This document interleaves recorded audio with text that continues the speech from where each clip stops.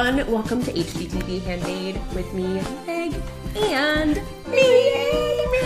I'm so stoked. I have the pleasure of visiting Marianne. We're in her home. We were chit-chatting the other day on the phone how, you know, we know a bunch of crafty skills, but we always want to learn more things. And what did you want to learn? My weakness is definitely sewing. I've had that sewing machine 6 years. Poor old girl. Never been used. Never been touched. Completely terrified of that sewing machine. So today we're facing that fear. We're going to do a little like sewing 101, give you just a couple of basic tips, help you get started. And then the reward will be lounging in a caftan, fanning yourself with a palm, sitting next to me, drinking a mocktail or cocktail. Okay. If you also would like this reality, here's what you're going to need.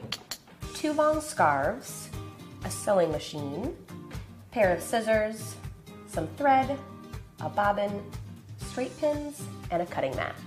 So we have our 2 scarves. We went with matching scarves. You can kind of work with any length. What we want is a full length caftan. We're gonna fold over the top so that the bottom is the length we want, kind of just touching the bottom of our ankles. And once we have it like this, we're going to lay it. We want the nice side facing the table. Okay, so now that it's all flat, we take our straight pins and we are just pinning down what we folded. So we're pinning down there and then also up the sides. Okay. So now that we have this guy pinned, we're gonna do the same to the other one.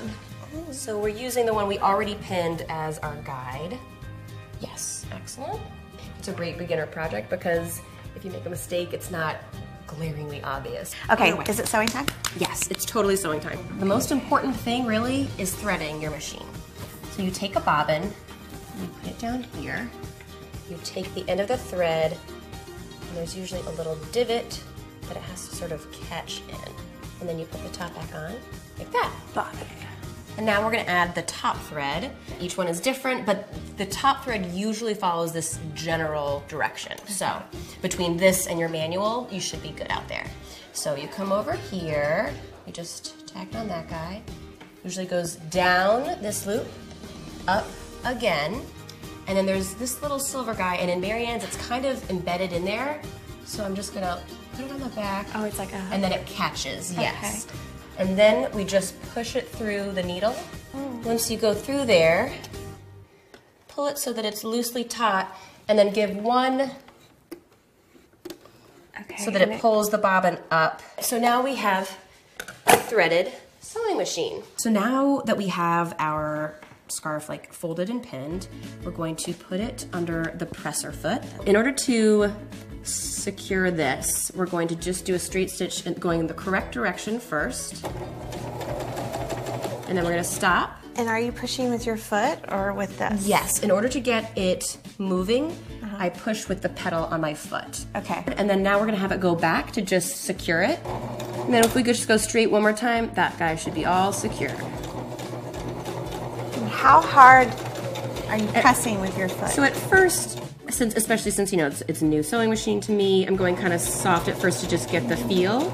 But then once I kind of get a little confident, then I can kind of push down a little bit more and go a little quicker.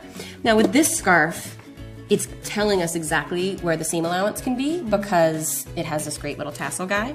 But if you don't have a little tassel guy, you'll want to give yourself like 1/4 of an inch or 1/2 of an inch of a seam allowance. Okay, and so we pull out the pins as you come to them? Okay, so you always make sure that the needle is down when you're like... Yes, if I'm gonna move the fabric, I don't wanna lose that stitch. So I keep that needle down, lift the presser foot up, move the fabric. Okay. Exactly. And so you wanna also just like check once you're sewing, you wanna just like always be kind of just checking in and looking at your stitches, and they look great, but just check, make sure everything is... Like the tension. Exactly. See, I'm learning. See, you know, you get the lingo down now.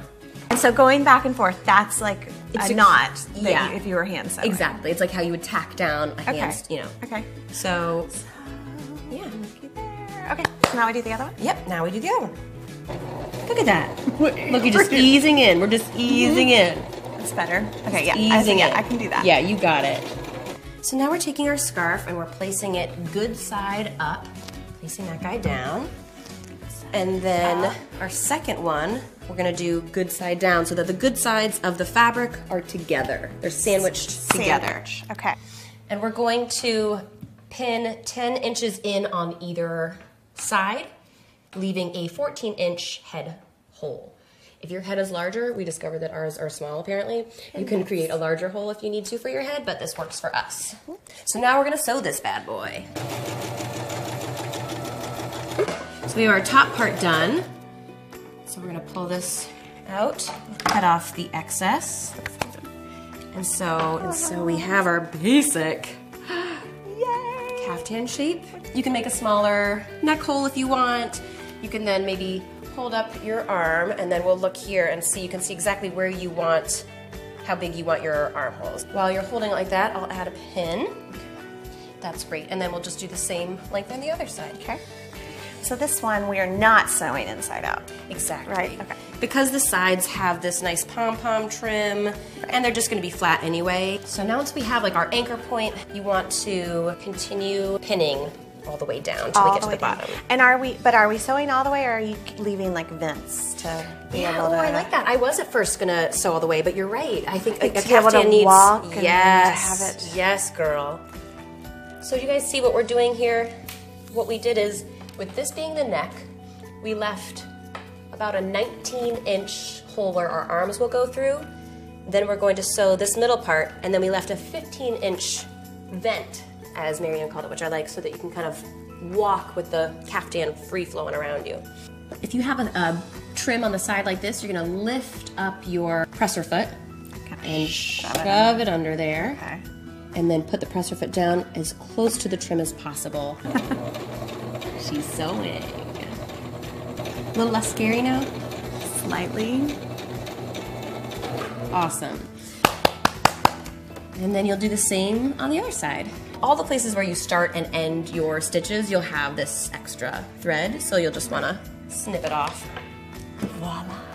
I'm gonna quickly just whip one up for myself, and then... Because that's how good she is. I can just whip one up. She can just whip up a caftan. Whip up a caftan. No big deal. Cut to us lounging for the rest of the summer in our flowy, ethereal, beautiful dresses. So I feel like 70% less terrified. do you? Oh, Yeah. I'm so pleased. I was hoping for just 50, so 70 is like above and beyond. Shoot for the stars. I'm really pleased. Well, thank you for joining us. We'll see you when we're sitting outside and lounging and relaxing, and maybe you can freshen our drinks.